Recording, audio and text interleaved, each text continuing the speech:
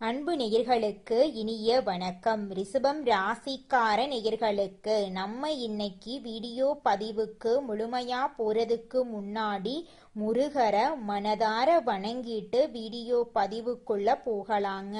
ஓம் முருகா போற்றி, ஓம் முருகா போற்றி, ஓம் முருகா போற்றி, எனக்காக்கும் முருகனே போற்றி. நல்லதே நடக்கும், நல்லது மட்டும்தான் நடக்கும். நம்மளோட ரிஷபம் ராசிக்காரங்க பொறுப்பானவங்க.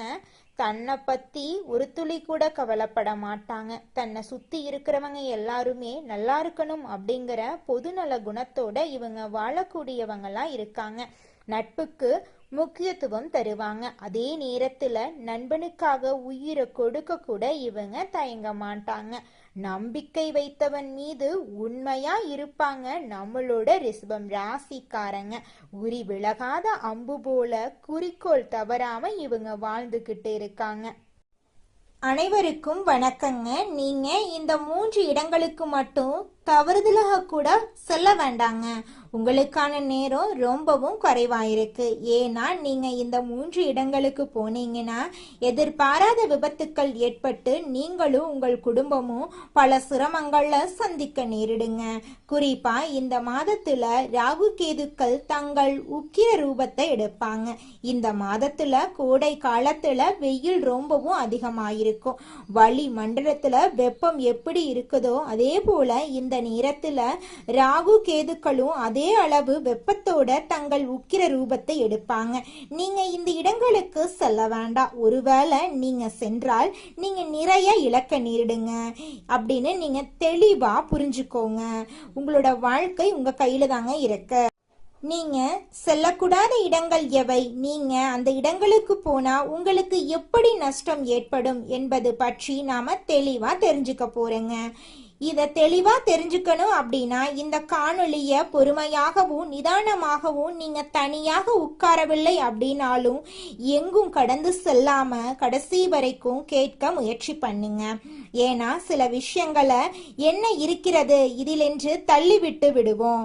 மனிதர்களுக்கு என்னவென்றால் எதுவாக இருந்தாலும் எளிதாக நம்மிடம் வந்த எதையும் நம்ம சாதாரணமா பார்ப்போம்.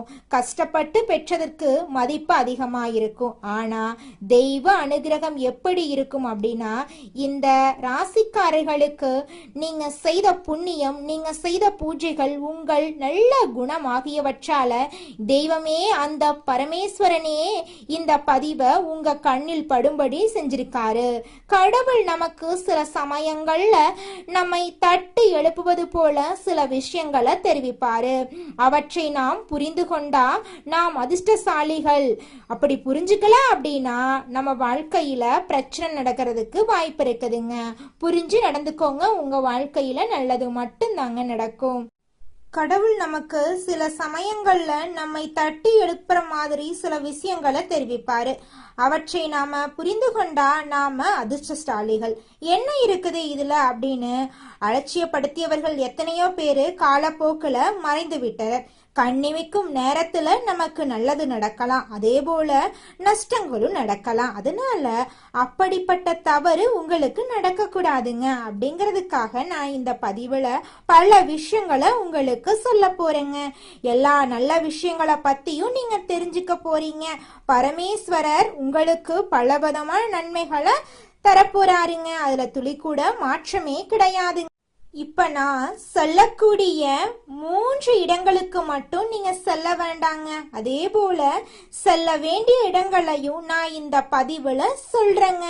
அங்கு சென்றா இந்த மாதத்துல உங்களுக்கு நல்லா இருக்குங்க. அதே போல இந்த காணொளிய பாக்குறதுக்கு முன்னாடி ஓம் நமச்சிவாயா அப்படின்னு கருத்துக்கள்ல பதிவிடுங்க. தயவு செய்து இந்த பதிவுக்கு உங்களோட ஆதரவை தாருங்க. ஏன் அப்படின்னா நீங்க உங்க விருப்பத்தை தெரிவிப்பதன் மூலமா இது மேலும் சில உங்களுடைய நண்பர்களுக்கு சென்று அவர்களுக்கும் பயன்படுத்தி கொள்ளும் வாய்ப்பை ஏற்படுத்தி தருங்க. அதன் மூலமா அந்த பரமேஸ்வரன் உங்களுக்கு ஏதோ ஒரு ரூபத்துல நிச்சயமாக உதவி செய்வாருங்க. ஒருவரின் ஆதரவு 4 நபர்களுக்கு சென்றடைய உதவியா இருக்குங்க. அவர்களையும் அவர்களின் குடும்பத்தையும் நீங்க காப்பாற்றியவர்களாயிருவீங்க. அப்படிங்கறதால உங்களுடைய ஆதரவை தாருங்க. இனி தாமதிக்காம விஷயத்துக்குள்ள போலாங்க. ரிஷபம் ராசி அப்படிங்கிறது ராசி மண்டலத்துல இரண்டாவதா இருக்கக்கூடிய ராசிங்க. ரிஷப ராசியின் அதிபதி சுக்கிர பகவான். கிருத்திகை நட்சத்திரம் 2, 3, 4ஆம் பாதங்கள், ரோகிணி நட்சத்திரம் 1, 2, 3, 4ஆம் பாதங்கள், மிருக சீரிசம் நட்சத்திரம் 1, 2 பாதங்களில் பிறந்தவங்க இந்த ரிஷபராசியை சேர்ந்தவங்க. இந்த ராசிக்காரர்களை நாம பார்த்தா அவர்கள் இயல்பாகவே மிகவும் அமைதியாகவும் அன்பாகவும் கலையார்வம் கொண்டவர்களாகவும் இருப்பாங்க. சுக்கிரனின் ஆதிக்கம் இருக்கிறதுனால இவங்களுக்கு எப்போதும் ஒரு நல்ல வாழ்க்கை வாழணும், மற்றவங்களை மகிழ்ச்சியா வச்சிருக்கணும் அப்படிங்கிற எண்ணம் மேலோங்கி இருக்கும். இவங்க தேவையில்லாம யாரிடமும் சண்டைக்கு போக மாட்டாங்க. பொறுத்தார் பூமியாழ்வார் என்பதற்கு இணங்க இவங்க எதையும் மிகவும் பொறுமையோட கையாளுவாங்க. ஆனா இவர்களின் பொறுமைய யாராவது சோதிச்சா அல்லது இவர்களுக்கு மிகவும் நெருக்கமானவர்களுக்கு ஏதாவது ஒரு ஆபத்துனா இவர்களின் கோபத்தை யாராலையும் கட்டுப்படுத்த முடியாதுங்க. பொதுவாக மனிதர்களிடம் இப்போதெல்லாம் மக்கள் எப்படி இருக்கிறார்கள் அப்படின்னா, முன்னால் ஒரு விதமாகவும் பின்னால் ஒரு விதமாகவும் பேசுவாங்க. ஆனா ரிஷபராசிக்காரங்க மிகவும் நேர்மையானங்க. உள்ளத்தில் இருக்கிறத மறைக்காம பேசுவாங்க. இவர்கள் குடும்பத்தின் மீது அளவு கடந்த பாசம் வச்சிருப்பாங்க. தனக்கு என்ன கஷ்டம் வந்தாலும் தன் குடும்பமும் குழந்தைகளும் நன்றாக இருக்கணும் அப்படிங்கிறதுக்காக இரவும் பகலும் அயராது உழைக்கக்கூடியவங்களா இவங்க இருப்பாங்க. இவர்களை வாழ்க்கை துணையாக பெற்றவங்க உண்மையிலும் பெருமைப்படணுங்க. இவர்களுக்கு இயற்கையின் மீது மிகுந்த ஈடுபாடு இருக்கும். நல்ல உணவு, நல்ல உடை, சிறப்பான வாழ்க்கை முறை ஆகியவற்றை இவங்க விரும்புவாங்க. எதையும் அழகாக நேர்த்தியாக செய்யணும் அப்படின்னு இவங்க நினைப்பாங்க. இப்படி இவர்களை பத்தி சொல்லிக்கிட்டே போலாங்க. ஆனா இவங்க கிட்ட சில குறைகளும் இருக்குதுங்க. அந்த குறைகளை நீங்க திருத்தி கொண்டா வாழ்க்கையில மிகப்பெரிய வெற்றிகளை உங்களால அடைய முடியும். இவர்களிடம் உள்ள மிகப்பெரிய குறை என்னன்னு பாத்தீங்கன்னா அதீத பிடிவாதங்க. தாய் எடுத்த முடிவிலிருந்து பின்வாங்க மாட்டாங்க. சில நேரங்கள்ல அந்த முடிவு தவறா இருந்தாலும் நம்மளோட ரிஷபராசிக்காரங்க அதை ஒப்புக்கொள்ள தயங்குவாங்க. அதே போல ஒரு விஷயத்தை பத்தி அதிகமா ரிஷப ராசிக்காரர்களே, நீங்க அதிகமா சிந்திக்கிறத நிறுத்திட்டாவே உங்க வாழ்க்கையில பாதி பிரச்சனைகள் தீர்ந்து போயிரும். இந்த பயணங்களை பொறுத்தவரை உங்களுக்கு வரவிருக்கும் நாட்கள்ல பயணங்களோட எண்ணிக்கை மிக அதிகமா இருக்கும். குடும்பத்தினிடமும் குழந்தைகளிடமும் அல்லது உறவினர்களின் சுபகாரியங்களுக்காக நீங்க அடிக்கடி வெளியில செல்ல வேண்டி இருக்கலாம். முக்கியமா இந்த மாதத்துல நீங்க பயணங்களை அதிகமா மேற்கொள்றத தவிர்ப்பது நல்லதுங்க. ஆனா நீங்க கவனிக்க வேண்டியது என்னன்னு பாத்தீங்கன்னா, உங்களுக்கு எவ்வளவு அவசரம் இருந்தாலும் எவ்வளவு முக்கியமான அழைப்பு வந்தாலும் இந்த மாதத்துல நீங்க செல்றத குறைச்சுக்கணும். அது எவ்வளவு நெருங்கிய நண்பரா இருந்தாலும் சரி, உறவினர்களா இருந்தாலும் சரி, நீங்க அங்க போக வேண்டாம். அப்படி போனீங்கன்னா நீங்க உங்க கையாலேயே துன்பத்தை தேடிக்கொண்டது போலாகும். நீங்க அந்த இடங்களுக்கு போனீங்கன்னா உங்க ஜாதகப்படி ராகு கேதுக்களும் தங்கள் உக்கிர ரூபத்தை உங்கள் மீது காட்டுவாங்க. இது உங்களுக்கு தேவையில்லாத மன அழுத்தத்தையும் குடும்பத்துல சண்டைகளையும் உருவாக்கும். எல்லாவற்றையும் விட முக்கியமா நீங்க அந்த இடங்களுக்கு போனீங்கன்னா உங்க குலதெய்வத்தின் கோபத்துக்கு ஆளாயிருவீங்க. அதன் பிறகு எந்த தெய்வத்தை கும்பிட்டாலும் உங்களுக்கு பலன் கிடைக்காம போயிரும். அவ்வளவு எதிர்மறை ஆற்றல் அங்கு உங்களுக்குள்ள நுழையும். இதுவரை பட்ட கஷ்டங்கள் போதாது அப்படின்னு இன்னும் அதிகமா கஷ்டப்பட விரும்பினா நீங்க அந்த இடங்களுக்கு செல்வீங்க. பலர் தெரியாம சென்று துன்பத்துல மாட்டிக்கிறாங்க. உங்களுக்கு முன்கூட்டியே இந்த எச்சரிக்கை விடுக்கப்படுதுங்க. கடந்த சில காலமாகவே ரிஷப ராசிக்காரங்க பலவிதமான மன போராட்டங்களை சந்திச்சு வரீங்க. உடல் நல பிரச்சனை, நிதி நெருக்கடிகள் என்று பல வழிகள்ல கஷ்டப்பட்டுட்டு இருக்கீங்க. ஆனா இனிமேல் அந்த கஷ்டங்கள் தொடரக்கூடாது என்பதற்காகவே இதை நான் சொல்றேங்க. அந்த இடங்கள்ல நீங்க செல்லக்கூடாத முதல் இடம் என்னன்னா, உங்களை சுத்தி எப்பொழுதும் எதிர்மறையாக பேசிக்கொண்டிருக்கும் நபர்களோட இடங்க. அது உங்கள் உறவுகளாக இருக்கலாம், அக்கம் பக்கத்தினர் சிலரா இருக்கலாம். சிலரின் வாழ்க்கை எப்பொழுதும் துயரமும் கண்ணீருமாகவே இருக்கும். அவங்க எந்த கர்மாவை அனுபவிக்கிறாங்களோ தெரியல, ஆனா அவர்கள் எப்போதும் தங்கள் கஷ்டங்களை மட்டுமே பசிட்டே இருப்பாங்க. என் வாழ்க்கை முடிஞ்சிருச்சு, எனக்கு யாருமே இல்லை, எனக்கு மட்டும் ஏன் இப்படி நடக்குது அப்படின்னு எப்போதுமே அழுதுகிட்டே அவங்க இருப்பாங்க. அவங்க நல்லவர்களாக இருக்கலாம், ஆனா அவர்களின் வார்த்தைகள்ல உள்ள எதிர்மறை ஆற்றல் மிகவும் வலிமையா இருக்கு. நீங்க இயல்பாகவே மற்றவங்களோட கஷ்டங்களை பார்த்து இரக்கப்படக்கூடியவங்க.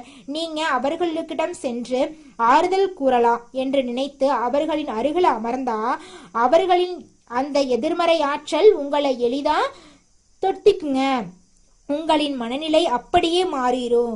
உங்களுக்குள்ள ஒரு விதத்தையும் பயமும் வந்துருங்க. தயவு செஞ்சு இந்த மாதத்துல அவர்களிடம் நீங்க பேசுறத தவிர்ப்பது நல்லதுங்க. அவர்களை தொலைபேசியில கூட தொடர்பு கொள்ள வேண்டாங்க. அவர்களை விட்டு விலகி இருக்கிறது உங்களுக்கு மன அமைதியை தருங்க. நீங்க செல்லக்கூடாத 2வது இடத்தை பொறுத்தவரை இது மிக ரொம்ப முக்கியமானதுங்க. இந்த மாதத்துல வெயில் சுட்டரிக்கும் அப்படிங்கறதால நண்பர்களோ அல்லது உறவினர்களோ நீர்நிலைகள் உள்ள இடங்களுக்கு சுற்றுலா செல்லலாம் என்று உங்களை அழைப்பாங்க. அருவிகள், குளங்கள், ஏரிகள் அல்லது ஆறு போன்ற இடங்களுக்கு சென்றா மிகவும் குளிர்ச்சியாகவும் சந்தோஷமாகவும் இருக்கும் அப்படின்னு அவங்க உங்களை வற்புறுத்துவாங்க. ஆனா இப்பொழுது நாம் குறிப்பிட்ட இந்த காலத்துல நீங்க அப்படிப்பட்ட நீர்நிலைகளுக்கு செல்லாம இருக்கிறது நல்லதுங்க. ஏன்னா பார்க்க மிகவும் அமைதியாக தோன்றும் நீரின் அடியில என்ன ஆபத்து காத்துக்கிட்டு இருக்குது அப்படின்னு யாருக்குமே தெரியாது. நீங்க அந்த இடங்களுக்கு போனீங்கன்னா ராகு கேதுக்களின் ஆதிக்கத்தால எதிர்பாராத விபத்துக்கள் நடக்க வாய்ப்பு இருக்கு. பாசி படிந்த பாறைகள்ல கால் தவறி விழுறது அல்லது ஆழம் தெரியாம நீரில் இறங்கி சூழ்கள்ல சிக்கிக் கொள்றது போன்ற விபத்துக்கள் நடக்கலாம். அங்கு சென்று ஆபத்துல சிக்கிறத விட நீங்க வீட்டிலேயே ஒரு குளிர்ந்த சூழ்நிலையை உருவாக்கிக்கலாம். வீட்டுல உள்ள செடிகளுக்கு தண்ணீரை ஊற்றி அதனுடன் சிறிது நேரம் செலவிடுங்க. குளிர்ந்த நீரை பருகி உங்களுடைய வாழ்க்கையில ஓய்விடுங்க. நீங்க உயிரை விட வேறு எந்த சந்தோஷமும் பெரிதில்லை என்பதை உணர்ந்து இந்த நாட்கள்ல நீங்க நீர்நிலைகள் உள்ள இடங்களுக்கு சுற்றுலா செல்றத முற்றிலும் தவிர்ப்பதை விடுங்க. நீங்க செல்லக்கூடாத 3வது முக்கியமான இடம் என்னன்னு பாத்தீங்கன்னா செய்வினை, மாந்திரீகம் போன்ற கெட்ட காரியங்கள் நடைபெறும் இடங்கள் மற்றும் உங்களை பார்த்து பொறாமப்படும் நபர்களின் வீடுகள். சிலர் தங்கள் சுயநலத்துக்காக மற்றவர்கள் கெட்டு போக வேண்டும் என்று தீய சக்திகளை வழிபடுவாங்க. அப்படிப்பட்ட இடங்களுக்கு நீங்க தவறுதலா கூட போகக்கூடாது.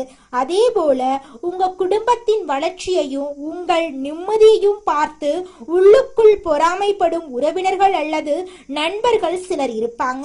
அவங்க வெளியே உங்களிடம் நன்றாக சிரித்து பேசினாலும் அவர்களின் உள்ளத்துல உங்கள் மீது வன்மம் இருக்கும். அப்படிப்பட்டவர்களின் வீடுகளுக்கு நீங்க இந்த காலகட்டத்துல செல்லவே கூடாதுங்க. இப்பொழுது நீங்க செல்ல வேண்டிய இடங்கள் என்னன்னு பாத்தீங்கன்னா உங்களுக்கு அருகில் இருக்கக்கூடிய மிகவும் பழமையான சிவாலயங்களுக்கு செல்றது மிகவும் சிறந்ததுங்க. பழமையான கோவில்கள்ல எப்போதுமே ஒருவித தெய்வீக அமைதியும் குளிர்ச்சியும் நிறைந்திருக்கும். அங்கு சென்று சிவபெருமானுக்கு குளிர்ந்த நீரால அல்லது இளநீரால அபிஷேகம் செய்து வழிபாடு செய்யுங்க. இதனால உங்கள் மனமும் குளிர்ச்சியடையும், உங்கள் வாழ்க்கையில் உள்ள தோஷங்களும் விலகும். இந்த கோடை காலத்துல ஏழை எளிய மக்களுக்கும் வீடற்றவர்களுக்கும் குளிர்ந்த தண்ணீர், நீர்மோர், பழங்களை தானமா கொடுங்க. ஆதரவற்றோர் இல்லங்களுக்கு சென்று அங்குள்ள குழந்தைகளுக்கு இனிப்புகளும் உணவும் வழங்குங்க. வாயில்லா ஜீவல்களா இருக்கக்கூடிய பசுக்களுக்கு தண்ணீர் மற்றும் உணவளியுங்க. இந்த தர்ம காரியங்களை செய்வதன் மூலமா சுக்கிரனின் முழு அருளும் சிவபெருமானின் ஆசீர்வாதமும் உங்களுக்கு கிடைக்கும். உங்களுடைய வாழ்க்கையில நல்லதுதாங்க நடக்கும். கெட்டதென்ற பேச்சுக்கெல்லாம் துளி கூட இடமே கிடையாதுங்க. இந்த காலகட்டத்துல இந்த இடங்களுக்கு செல்வதை தவிர்ப்பது முற்றிலும் நல்லதுங்க. இப்போ நீங்க செல்ல வேண்டிய இடங்கள் என்னன்னு பார்த்தா உங்களுக்கு அருகில் இருக்கக்கூடிய மிகவும் பழமையான சிவாலயங்களுக்கு செல்றது உங்கள் உயிருக்கும் உடலுக்கும் மிகவும் சிறந்ததுங்க. பழமையான கோவில்கள்ல எப்போதும் ஒருவித தெய்வீக அமைதியும் நல்ல குளிர்ச்சியும் நிறைந்திருக்கும். அங்கு சென்று சிவபெருமானுக்கு குளிர்ந்த நீரால அல்லது இளநீரால அபிஷேகம் செய்து முழு மனசோட வழிபாடு செய்யுங்க. இதனால 10ஆம் வீட்டுல இருக்கக்கூடிய சனியினால ஏற்படும் கெடுபலன்கள் குறைஞ்சு உங்கள் மனமும் குளிர்ச்சியடையும். உங்கள் வாழ்க்கையில் இருக்கக்கூடிய தடைகள் அனைத்தும் விலகி போயிடும். இந்த கோடை காலத்துல வீதியோரம் இருக்கும் ஏழை எளிய மக்களுக்கும் ஆதரவற்றவர்களுக்கும் குளிர்ந்த தண்ணீர், நீர்மோர் அல்லது பழங்களை தானமா கொடுங்க. முதியோர் இல்லங்களுக்கு சென்று அங்குள்ளவர்களுக்கு இனிப்புகளும் உணவும் வழங்குங்க. வெயிலில் தவிக்கும் வாயில்லா ஜீவன்களான பசுக்களுக்கும் பறவைகளுக்கும் தண்ணீர் மற்றும் உணவளியுங்க. இந்த தர்ம காரியங்களை செய்வதன் மூலமா உங்க வாழ்க்கையில் இருக்கக்கூடிய அனைத்து பிரச்சனைகளும் காணல் நீரா கலைஞ்சு போயிருங்க. முழு அருளும் சிவபெருமானின் ஆசீர்வாதமும் உங்களுக்கு பரிபூரணமா கிடைத்தே தீருங்க. நிச்சயம் உங்க வாழ்க்கையில மீண்டும் வசந்தம் வீசுங்க. உங்க துன்பங்கள் அனைத்தும் பனி போல விலகி போகும். இந்த பதிவு மிகவும் உங்களுக்கு பயனுள்ளதா இருக்கும் அப்படின்னு நான் மனதார நம்புறேங்க. இந்த காணொளி உங்களுக்கு பிடித்திருந்தா உங்கள் கருத்துக்களை தெரிவித்து உங்களை போன்ற மற்ற நண்பர்களுக்கும் இதை தவறாம பகிருங்க. மேலும் எங்களுடைய புதிய பதிவுகள் அனைத்தும் உங்களை உடனடியாக வந்தடைய வேணும் அப்படின்னு நினைச்சீங்கன்னா எங்களுடைய சேனலை சப்ஸ்கிரைப் பண்ணிக்கோங்க.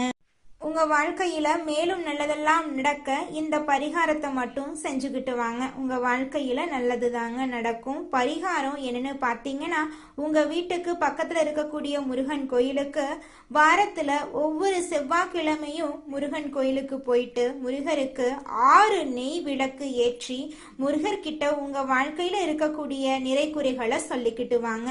கூடிய விரைவில் உங்க வாழ்க்கையில இருக்கக்கூடிய பிரச்சனைகள் எல்லாமே காணல் நீரா கரைஞ்சு போயிடும். உங்க வாழ்க்கையில இனி வரக்கூடிய காலங்கள்ல தடை, தாமதம், கவலை, துன்பங்கள் எல்லாம் வரவே வராது.